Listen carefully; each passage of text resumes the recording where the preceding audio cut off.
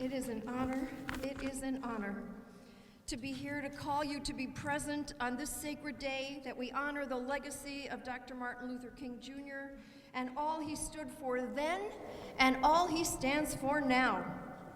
Because this day demands of us to be radically present for each other. This day demands us to show up in the face of injustice and suffering. And this day demands us to be willing to be inconvenienced, to be uncomfortable, a little cold maybe, and to be willing to sacrifice self-interest for the common good of all. Are you ready, St. Louis?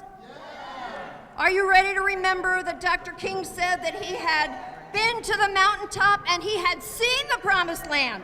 Are you ready to believe that it's still possible to demand that world that he saw, where his children, where all children would be safe in our streets regardless of the color of their skin? Are you ready to go out there, St. Louis, and do everything we need to do to make these streets safe for our children? To make sure that they know that every one of them has infinite worth, and make sure that they see their beauty and goodness reflected in our love and appreciation for each and every one of them.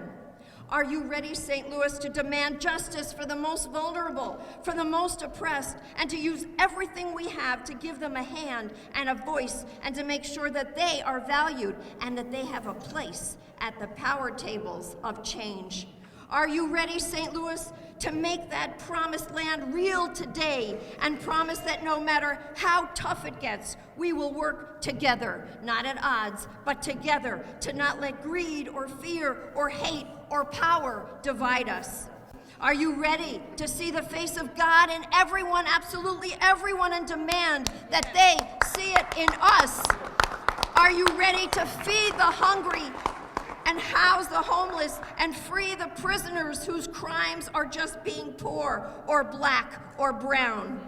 Free them from the profit systems of mass incarceration that have been built on their backs. Are we ready, St. Louis, to pay a living wage and make sure that every worker is treated with dignity and that there will be jobs for those able to work? Are we ready, St. Louis, to keep our borders open to the refugee and the immigrant and the stranger seeking refuge from oppression and from the situations around the world that we have in many ways created? Are you ready, St. Louis, to say no to creating more toxic waste and fuels that pollute our bodies and our air and our water and our land because some choose profit over our lives? Are we ready to demand a single regional tax base that will make public education across our region equal for all of our children? And are we ready to call for access to a less broken, less profit-driven healthcare system that defies the zip code disparities and remembers that Dr. King said, healthcare has to be for the sake of all, because for him to be healthy, we all had to be healthy. And are you ready, St. Louis, to hear the call? To use common sense to do something about all these guns? And are we ready to once and for all root out the systems of white supremacy that allow for some to have privilege over others? Because, if we continue this way, there can be no promised land for some if it is not for all. Are we ready, St. Louis, to remember that the only way to overcome oppression is to love more? Because Dr.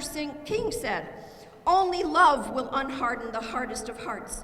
Only unarmed truth and unconditional love will bring us closer to a time that we end the racism, gender bias, Islamophobia, homophobia, and anti-Semitism that is fueling the violence that is killing us and killing our children.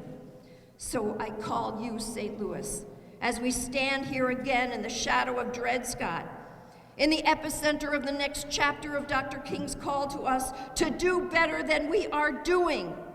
Ready on this sacred day that we march and sing and pray to promise that tomorrow we will hear this call and show up and get to work so that next year when we are together, we will not be burying our babies. Next year we will be working across all divides for the common good.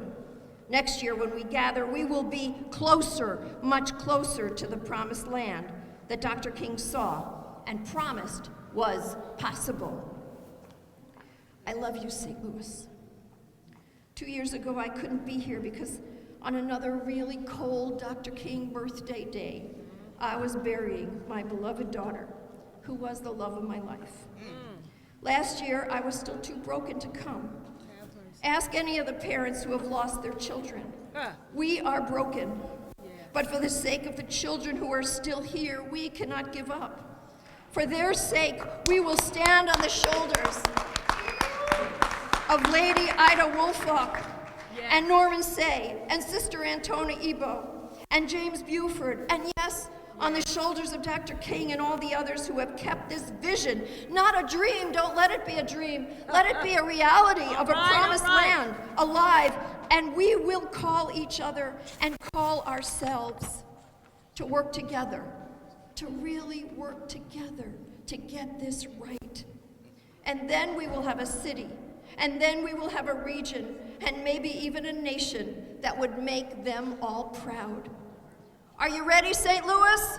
Yes. Are you ready? Yes.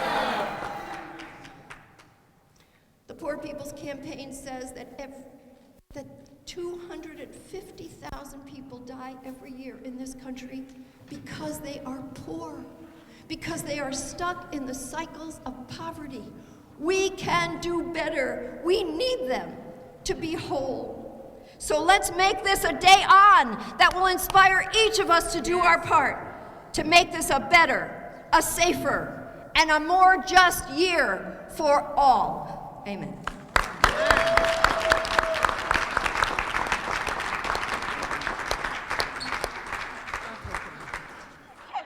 Keep that dream alive. Keep that dream alive. Keep that dream alive.